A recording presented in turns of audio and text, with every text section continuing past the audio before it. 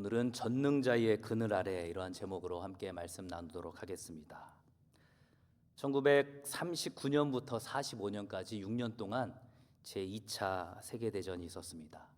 이때 수많은 크리스찬 병사들이 오늘 우리가 읽은 이 시편 91편을 참호 안에서 묵상했다고 합니다. 그래서 이 시편 91편은 참호의 시편, 이러한 별칭이 붙어 있기도 합니다. 총알이 빗발치는 전쟁터에서 수많은 군인들이 이 시편 91편을 참호 안에서 묵상하면서 위로와 용기를 얻었다고 합니다. 우리가 살아가는 지금의 상황은 어떻습니까? 총알이 빗발치는 전쟁의 상황은 아니지만 마치 전쟁터와 같은 그러한 삶의 현장을 살아가고 있다고 느끼는 분들이 많을 것 같습니다. 심지어 어떤 분들은 눈에 보이는 총알보다 눈에 보이지 않는 것들, 이를테면 일전에 그 코로나 바이러스와 같은 그런 눈에 보이지 않는 것들이 더 무섭게 느껴진다라고 말하기도 합니다. 빈부격차와 이념 갈등, 세대 격차, 그리고 정보 격차까지 수많은 갈등 상황 속에서 이제는 전염병의 위협까지 수많은 그런 위험 앞에서 지금의 상황 속에서 하나님의 성도는, 하나님의 백성인 우리 성도들은 어떻게 반응하며 살아가야 하는지 믿음의 선배인 시편 기자의 고백을 통해서 함께 살펴보도록 하겠습니다. 먼저 오늘의 시편이 저자가 누구인지를 확인해 볼까요? 아쉽게도 시편 91편은 저자가 표시되어 있지 않습니다.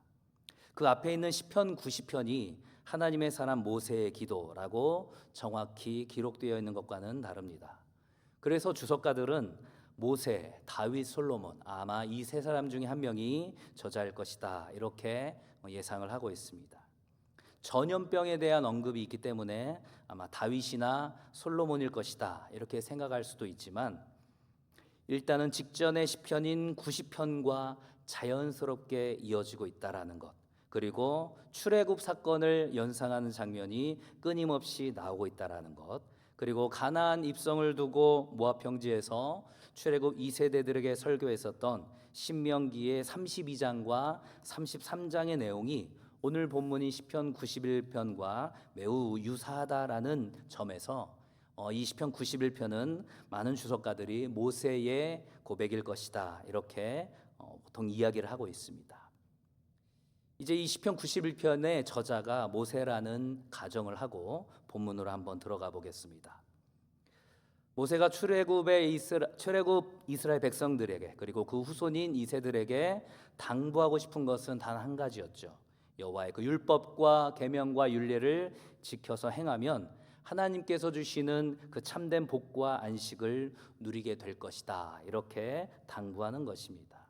처음부터 마지막까지 모세 설교는 이러한 내용이었습니다. 그러면서 성도의 정체성에 대해서 이야기하고 있는 것이 바로 오늘 시편 91편의 첫 부분인 것입니다.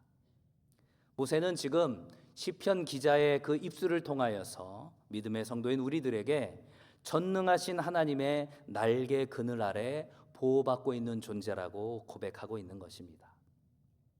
하나님께서는 모세를 이스라엘의 영적인 지도자로 세워주셨고, 그런 영적인 부담감을 가지고 있었던 모세는 하나님의 자녀인 이스라엘 백성들에게 그들이 어떤 존재인지, 그리고 어떤 존재가 되어야 하는지, 이른바 성도의 정체성에 대해서 오늘 이야기하고 있는 것입니다.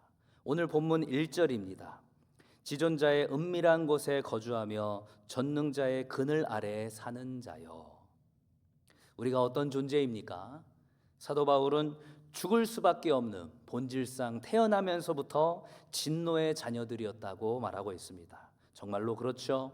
우리의 육체의 욕심과 욕정에 이끌려 살았고 육체와 마음이 원하는 그런 욕망대로 살던 자들이었습니다.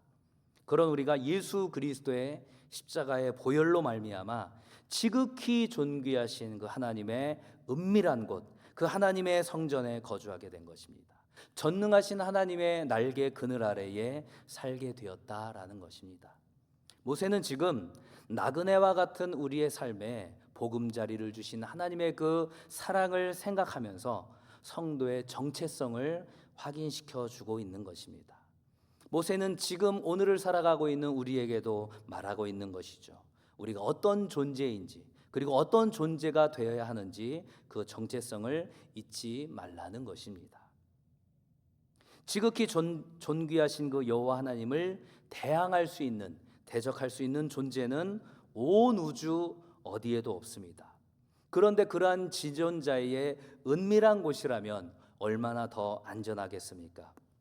앞에서 말씀드린 것처럼 이 지존자의 은밀한 곳은 성전에 대한 비유적인 표현이기도 합니다. 그렇다면 어떠한 표현이 될까요?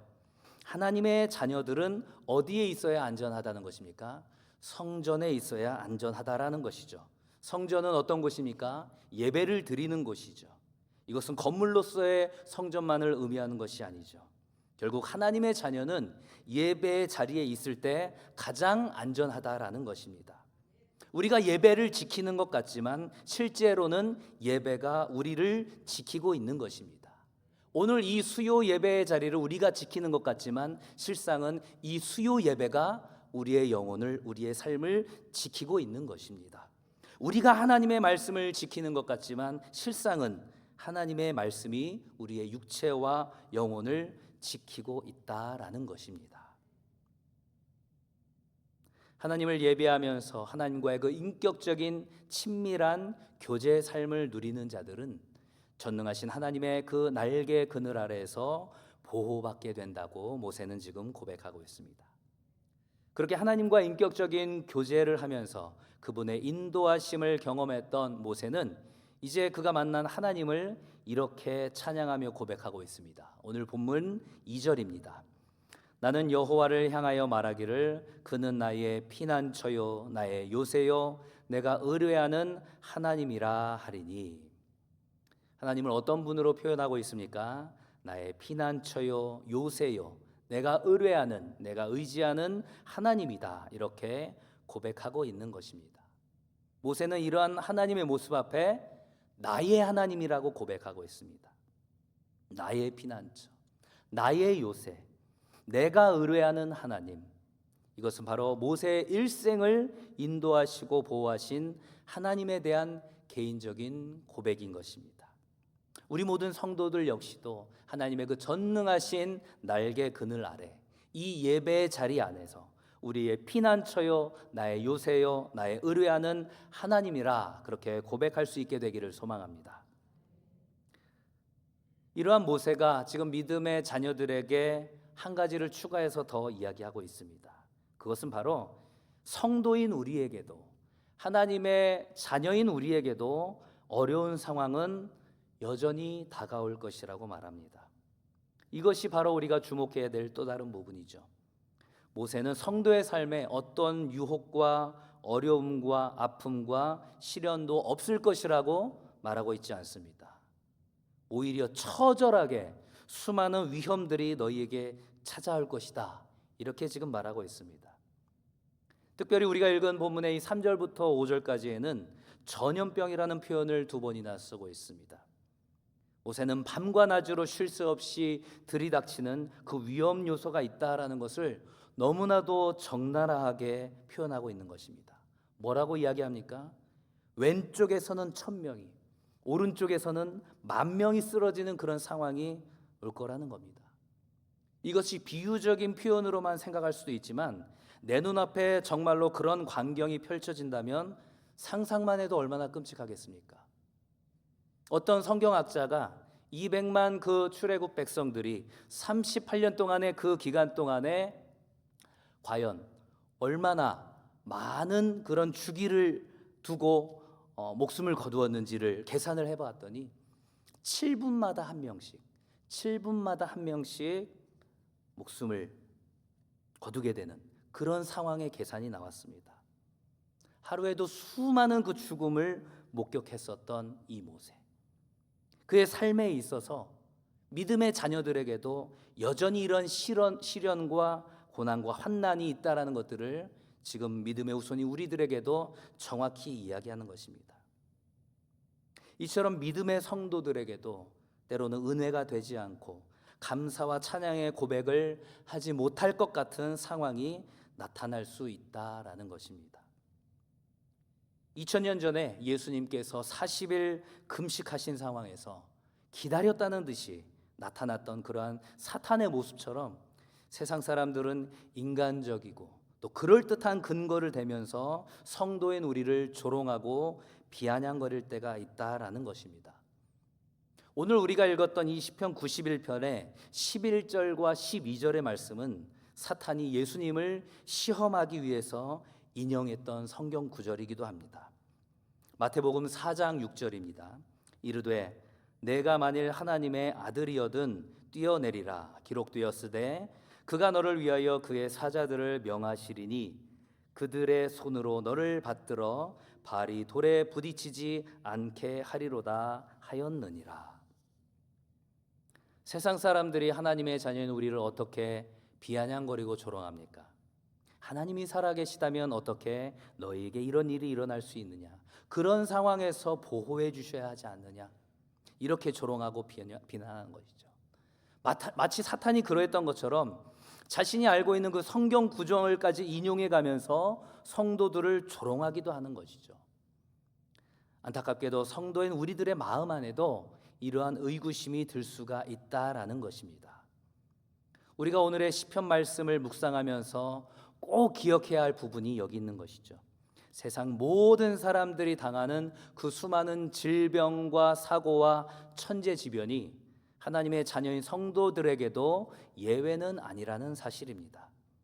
악인과 의인 모두에게 고루 햇빛과 비를 내리시는 것처럼 수많은 재난들을 악인과 의인 모두 겪을 수 있다라는 것을 우리가 기억해야 합니다. 아니 심지어는 욥의 고난처럼 이해할 수 없는 의인의 고난도 있다라는 것입니다. 그렇다면 어떻게 하나님께서 보호하신다는 것이 의미가 있을까요?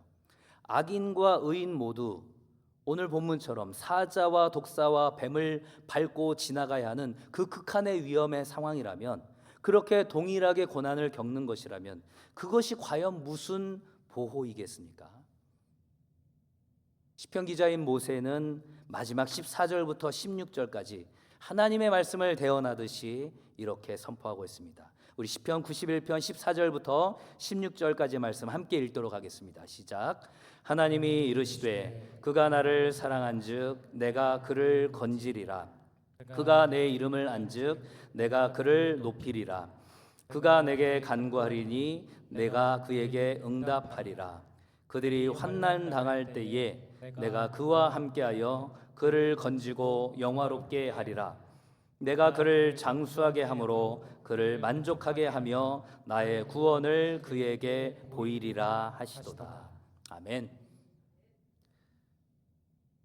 신앙의 선배인 모세가 우리에게 당부하는 세 번째 내용은 바로 이것이죠. 하나님의 그 보호하심을 믿고 세상이 아닌 하나님께 시선을 고정하라는 것입니다.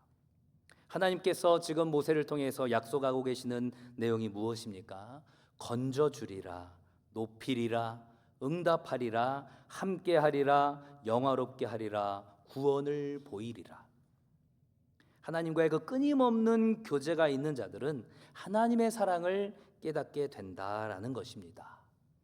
눈물을 흘리면서 회초리를 드는 그 어미의 심정으로 주의 자녀를 징계하시는 그 하나님의 마음도 깨닫게 된다라는 것입니다. 또한 간구하는 기도에 응답하시는 그 하나님을 만나게 된다라는 것이죠. 예수 그리스도와 함께 죽고 함께 살며 하나님의 영광으로 영화롭게 되는 삶을 또한 경험하게 된다라는 것입니다. 사랑하는 성도 여러분, 하나님께서 지금의 상황을 허락하신 이유를 알 수 없지만 그 모든 것이 하나님의 손에 있다라는 사실을 날마다 인정하면서 그분과의 그 친밀한 교제에 힘쓰는 시간이 되기를 소망합니다. 모세는 이러한 하나님의 주권을 신명기에서 이렇게 고백하고 있습니다. 신명기 32장 39절입니다. 이제는 나 곧 내가 그인 줄 알라. 나 외에는 신이 없도다. 나는 죽이기도 하며 살리기도 하며 상하게도 하며 낫게도 하나니 내 손에서 능히 빼앗을 자가 없도다. 온 우주 만물을 주관하시는 그 지극히 높으신 하나님, 그 하나님께 예배하는 그 은밀한 곳은 가장 두려운 곳이며 동시에 가장 안전한 곳입니다. 하나님의 그 성전 지성소로 홀로 들어간 그 대제사장의 마음으로 두렵고 떨리지만 동시에 사랑하는 마음, 즉 그 경외하는 마음으로 하나님의 얼굴을 대하며 하나님과 교제하게 되기를 소망합니다. 말씀을 정리하겠습니다. 지존자의 그 은밀한 곳으로 피하는 자는 전능자의 날개 그늘 아래에서 참된 평안을 누리게 된다는 사실을 날마다 경험하며 고백하게 되기를 소망합니다. 그래서 마치 어미 닭의 날개 그늘 아래에서 따스한 온기를, 그 사랑을 경험하는 그런 병아리처럼 세상 그 어느 곳보다도 포근한 그곳에서 참된 평안을 누리게 되기를, 그리하여서 하나님의 보호하심을 확인하고 주변의 어떤 상황에도 흔들리지 않는 굳건한 믿음의 자녀가 되기를 간절히 소망합니다.